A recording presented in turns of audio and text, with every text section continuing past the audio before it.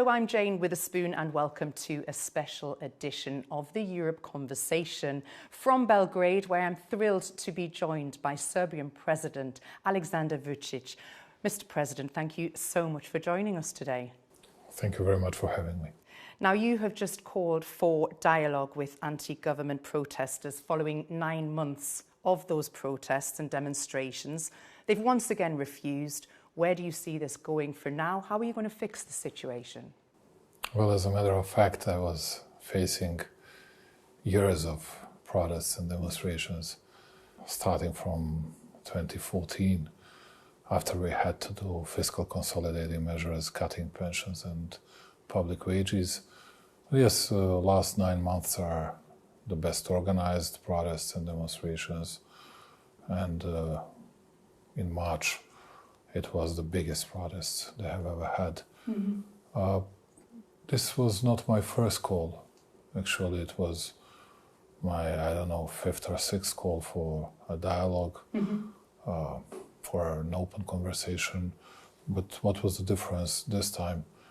I offered something that I saw, because they reacted swiftly, but in a way nervously. I don't know why. I offered them even an open TV debate. They can pick the premise, they can pick the studio. I'll be able to go wherever they say. They can bring 3-4 people, but those people should be their representatives. And I was ready to discuss it publicly, because I believe that talks, conversation, dialogue has no alternative at all. And saying this, I think that any kind of violence that we saw in the streets is not good for this country. If you see someone setting fire or throwing stones against the premises of the ruling party, or attacking people which were sitting inside and discussing their own issues, this is not a good image. This is not a good situation for Serbia in order to attract new investments, in order to attract new tourists, to say, come on, we are one of the most secured and safest country in Europe. Come to our place. These are not good. Where do you take it from now then? If they've said... I believe my offer will remain till they accept it, because one day they will have to speak to someone. I offered to all the deans, to the rector of Belgrade University, to everybody, to start a dialogue. 6 months ago. It was February, late February, and even before that, in December, I offered that to the students, but they refused that, because almost the only aim, the only target they had, it was either myself, either government, and that was it. They wanted to speak to everybody else apart from us. And I hope that is going to be changed. Yeah. How have those protests polarized and paralyzed society here in Serbia? You know, we see almost no EU flags on those protests, which is a staggering difference from other protests in the region. You know, how do you interpret that? It's a very strange and complicated situation in Serbia, speaking about this. You have many NGOs that will always say, okay, we are pro-EU oriented and give us EU future. We cannot reach that future with Vučić, although we are in a very best economic situation comparing to all times, comparing to everything we have had so far.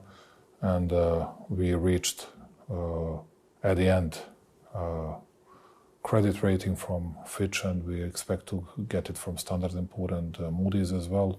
For the first time, our public debt to GDP ratio is 44%.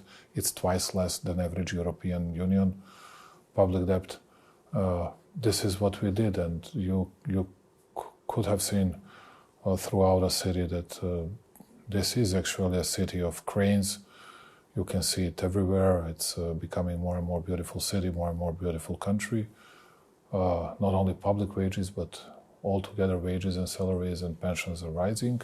These are good results. When you mentioned polarization, and we have polarized media situation. You have anti-governmental, strongly anti-governmental, and strongly pro-governmental, like in the United States of America, like in some other European countries. And this is what makes this kind of polarization, which does not exist in an actual life of people. And when people were trying to say something against my offer for dialogue, they were saying, that's because he's desperate, that's because he has no alternative, that's because he's very much afraid of his political opponents. No, it's always a sign of strength, not a sign of weakness. I'm offering that in a very particular moment where you can see easily the real shift. People are going more and more against protesters. People are fed up with blockades. People are fed up with violence that was happening in particular in the recent weeks. And I follow the polls. I see it in the polls easily. And at the same time, we need to offer a responsible and serious response to the social crisis which we face. And our role has to be much bigger, and we have to be more accountable and more responsible, no doubt. That's why we are offering that. There have been allegations of excessive use of force by the police, and how would you respond to these accusations? You know, how are you ensuring that accountability that you just mentioned there for human rights? Comparing the reaction of Serbian police to all the other big EU polices, it's almost incomparable. Our police was quiet, silent, not responding almost to anything. They announced on 28th of June that they were going to start with violent actions against police. They called that a green light for their action. And they attacked police units, and they wanted to attack their political opponents. And after that, they burned at least 4 premises of the ruling party. There were no examples, vice versa. And police was not even intervening in Novi Sad and Valjevo, 2 important cities in this country. Police was intervening actually aftermath, using the least force they could have used. Are there some particular cases where was an excessive power of force used by 1 or 2 or 3 police guys? No doubt it always happens somewhere, particularly after 9 months. But if you want to compare the scenes from Berlin, London, even Brussels or Paris, with the situation and scenes from Belgrade, it's really incomparable. And I need to tell you that I'm very proud of the behavior and stances that were taken by our police and their patience. And I think that it's a miracle that we, having in mind the aggressiveness, the level of aggressiveness of protesters, that we kept the situation in a way that there were no casualties, that there are no dead people in 9 months. And we hope that will be an example of democratic and peaceful resolution of all these issues. The protesters are blaming a corrupt system for part of their actions. You know, is Serbia corrupt? Is there corruption here? No doubt, there is corruption everywhere, all over the world, in every single country. And that's the easiest topic that someone can pick, and saying, okay, there is corruption. But putting that aside, of course there is a lot of corruption. And we need to fight it much stronger. And I'm very much dedicated, very much devoted to lead that fight, to lead that struggle. And their problem, the problem of protesters here is they can say whatever they want. But they know that Vučić has no bank accounts out of the country. I don't have any kind of accounts, any kind of apartments, villas, whatever, out of the country. Everything that I have, it is declared according to the law here in Serbia, and everybody knows that.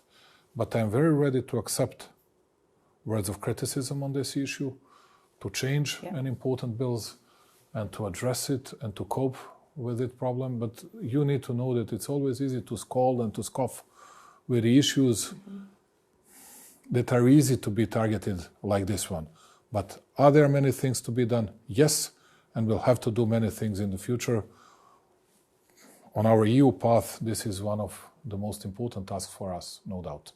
The protesters are now calling for a snap election. Is there going to be one? Is this something that you think could move things forwards? You see, Euronews was broadcasting at least 2 shows in February and March this year, saying, well, and it was said even by Euronews hosts, not by your guests. It was said, if there are forces in Serbia that would accept Vučić's referendum or elections, it happened 5 months ago. They were saying those guys were going to be treated as real traitors, as guys that helped him the most.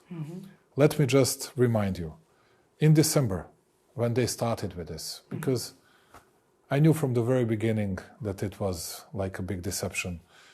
We wanted to fulfill all their requirements, all their requests, all their demands. And I was referring to them, saying, okay, we are doing it, we are doing that, we did that. Are you happy with that? They were saying, no, we continue with this. Now this is bigger than us, bigger than you. Okay. I said then, okay, you want to go for a referendum against myself? I'm ready to go within 2 days. They were saying, no, that's a treason, that's a betrayal. If someone accepts it, we don't go, we are not politicians, we don't need politics. After that, I was offering elections. They were also saying the same. After 6 months, when we actually shifted ourselves into a more regular mode, trying to fulfill our targets, economic targets, trying to fulfill all our obligations regarding the organization of Expo 2027. We need to finish everything till December 2026. We have a lot to do, many things to do. And you have to work from time to time. It cannot be always elections and elections. And now they say the only thing we need is elections. And they didn't want to speak to me previously, saying, well, you are not authorized. You have no competencies for that. I was saying, okay, I just wanted to speak to you. And now I'm the only one who has competencies on calling for snap elections. But they still don't want to speak to me because they think that someone from outside will make a big pressure on me, calling for new elections, just fulfilling their wishes. Is there a legitimate opposition, with no clear galvanized opposition? Are you the only person and option to lead the country? Of course I'm not. I'm going to be the president for a year and a half, not more than that. There will be the new president, new leadership. I'm not going to change any kind of constitution or to play these kind of games. But the real issue is that people are... One of the reasons that we have these kind of protests, apart from many other reasons, is the fact that people are not happy with their opposition.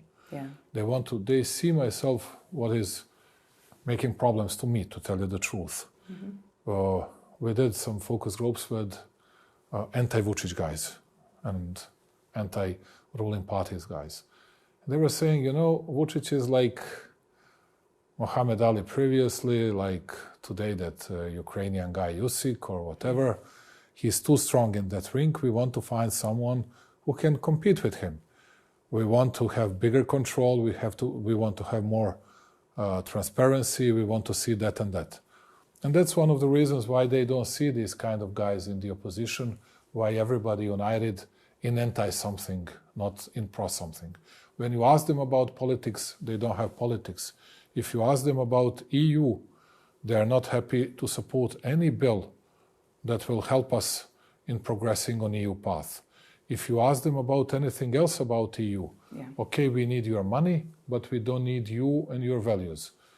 If you ask me, I can have thousands of remarks on EU because of territorial integrity of Serbia, because of some other issues, but till I leave the place, Serbia will remain very firmly on EU path, committed and dedicated to that path, conducting and implementing necessary reforms. Recently, we changed 2 media bills, and in accordance with EU acquis.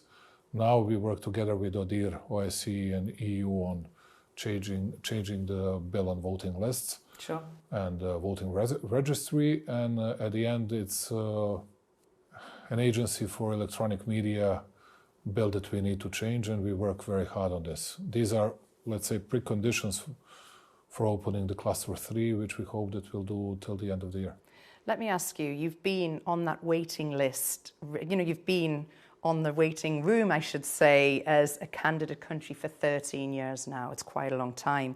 You see a lot of focus in Brussels, discussions around Ukraine, getting a speedy process to join the EU. How does that make you feel? Do you think there is an honest desire in the EU to enlarge to the Western Balkans?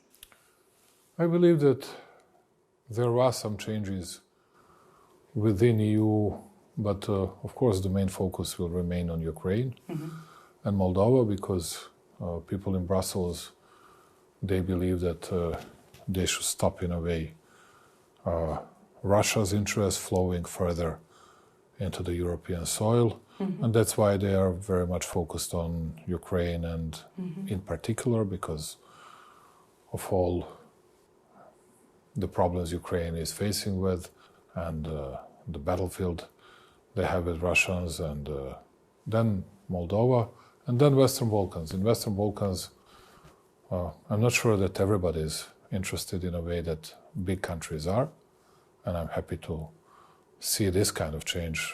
I spoke very recently to Meloni and to President Macron, and I think that they're very much interested in not only Serbia's progress to EU, but an entire Western Balkans progress to EU. But I'm not sure about all the other countries, and now you know that you need a consensus.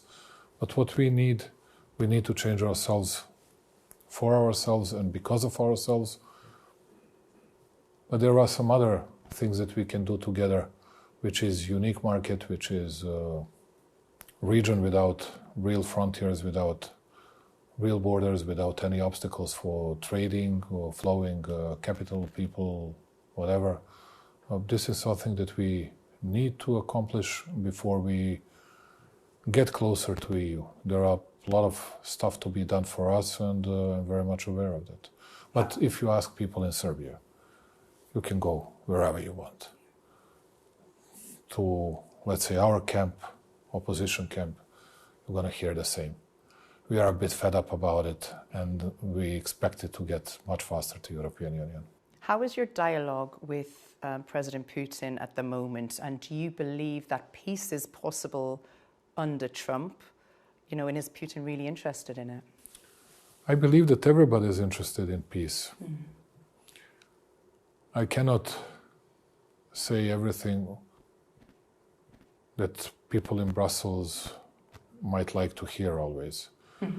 Because I can tell you, for 3.5 years, I was saying that it was not going to be easy beating Russia, and they were, some of them were very loud in saying it's just a matter of time when we're gonna beat them out, expel them from Ukrainian soil and everything else. And I was saying, well, that was not realistic, and nobody wanted to hear this kind of voices. There were some talks with President Putin, I believe open and sincere talks that I had, that he didn't like, and some of the parts that I didn't like. But I'm not going to speak about it publicly. Are you keeping those conversations going behind the scenes with him? No. No? I have never had anything behind the scenes. Some people from Europe have these kind of conversations behind the scene. I don't have it. I always do it in a very transparent way. I did it only once in the last 3.5 years. And I believe that an entire Europe was watching it, like everybody was having his or her own remarks on that, but not on themselves when they were speaking, not in that transparent way. But I believe that this initiative, it is very important, and we still didn't reach tipping point or point of no return to the bigger clashes, but I believe that within 2, 3, 4 months, we can reach that point. That's okay. President Vučić, thank you so much for joining us on Euronews today. Thank you very much for being Great here. to see you today. And hope to see you soon. Thank you. Wish you all the best. Thank you.